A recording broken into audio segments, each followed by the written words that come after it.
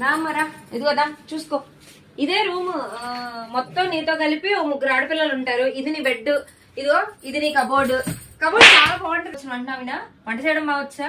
ఇదిగో వంట ఎలా ఉండాలంటే ఫుడ్ బా, నువ్వు ఈ చుట్టుపక్కల ఎక్కడ ఏ హాస్టల్ అని అడుగు, మా ఫుడ్ కన్నా ఏ ఫుడ్ అన్నా బాగుంటదంటే నీకు అసలు డబ్బులు నేను ఇచ్చేస్తా. ఇగో 2 బకెట్ల నీళ్ళల్లో 2 స్పూన్లు పెరుగు కలపాలి, అదే మజ్జిగ అయిపోయింది అంతే.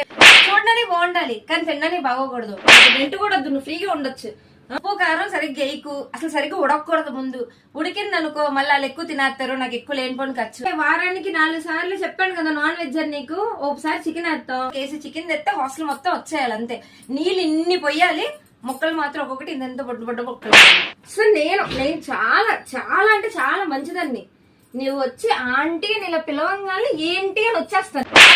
అడ్వాన్స్ లాంటి తిరిగి ఇవ్వరు, కావాలంటే వెళ్ళిపో అడ్వాన్స్ ఏంటి ఆంటీ అంటే ఏమనుకుంటున్నావు? ఏదో మంచిగా మాట్లాడింది కదా మంచిగా ఉంటది అనుకుంటున్నావా ఏంటి? డబ్బుల విషయంలో ఏదైనా కరెక్ట్ గా ఉండాలి. 2వ తారీఖు ఇవ్వకపోతే నేను బయటకు వెళ్ళేస్తా.